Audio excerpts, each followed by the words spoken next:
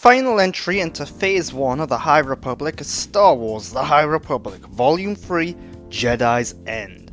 The events of this volume lead into those depicted in Star Wars The High Republic The Fallen Star, only this time around it recounts them from the perspective of Avar Kriss, Keeve Trennis and Skier.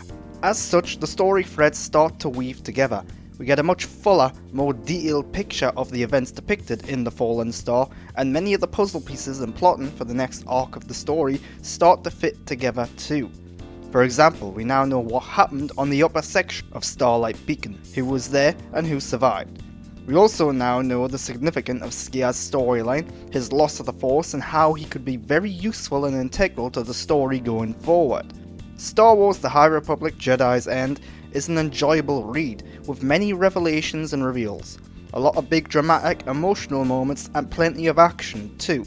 The artwork of this volume was bright and colourful with plenty of detail in character and locations. The way emotions and reactions are conveyed is very well done, with panels and segments dedicated to smaller moments like these, enhancing the story and highlighting the characters further. One of the issues I've had with the High Republic comic book is the lack of time spent on smaller, more character-focused elements. This volume has quite a few of those moments in there, making me care more about the characters in a way I didn't already. Avar Kriss is the primary protagonist for much of this story arc. After the events of the last volume, she is on a downward spiral. Her emotions are getting the better of her, and she is lashing out, verbally and physically. It's all very well conveyed and comes across as shocking and surprising. After all, Avar is, in many ways, the ideal perfect Jedi, a picture of tranquility, so to see her fall into violence, aggression and anger is a powerful surprise. While this downfall is very well conveyed thanks to great artwork and writing, it does sometimes seem a tad over the top and exaggerated. Of note, while she is on a downfall, venturing into darker territory, another character, Elzar Mann, a Jedi whom Avar shares a very close connection with, is also going on a journey with the Force, perhaps even venturing towards the dark side. I doubt it's a coincidence that both characters are going through similar experiences at the same time. Meanwhile, Keeve Trennis, who has been the primary protagonist of the story leading up to now, is given very little to do. She spends a large amount of time consoling with characters, getting to find out what's going on in their minds, and then giving them a sort of pep talk. She does this with both Skier and Avar in this story arc, and it works very well both times. It's just a shame that it's kind of the only thing she has to say or do, other than keep an eye on events and make sure Avar doesn't go too far. One scene that was a highlight was an emotional one shared between Keeve and her master Skier. Skier, a character who was losing touch with the Force due to an alien form of dementia, which reverts Trandoshans back to their base primal beastie form, speaks to Keeve about the ordeal and considers leaving the Jedi Order. It's an emotional moment because of the real world correlations, and the writing and art do a great job of showcasing the significance of the moments and the emotions of both characters. As the finale of the main narrative of Phase 1, there are some big moments to be had. Some major characters are removed from the story one way or another, both on the good side of things and on the more villainous side of things. Some of the deaths within the comic book are shocking not only because they happen, but also because of their depiction. There's a surprising amount of violence and brutality shown in this volume, with characters getting sliced and diced, someone getting lit on fire, and another getting their head blown off.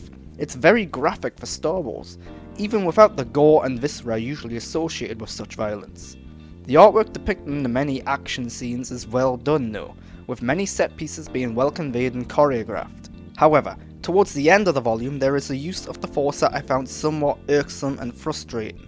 Without spoiling it too much, a character uses the Force to float or fly. It's hard to decipher which it is because of the comic book nature of the depiction. This isn't unheard of in Star Wars, with characters going into meditative states in the movies, floating while they're doing it. But in this particular case, it comes across much more like a superhero moment and feels very un-Star Wars-like. It may however be a stylistic choice, one used to help dramatise the moment rather than depict a literal floating or flying power. Again, it's a little unclear because of the limitations of the comic book format. As a capping off of the first phase of the High Republic, Jedi's End is a good way to go. It does a great job of fleshing out the story and characters, filling in gaps and depicting alternate views and events from other sources. It's violent, emotional and exciting, all at the same time, and it does a good job at wrapping things up while also leaving certain teasers for what's to come.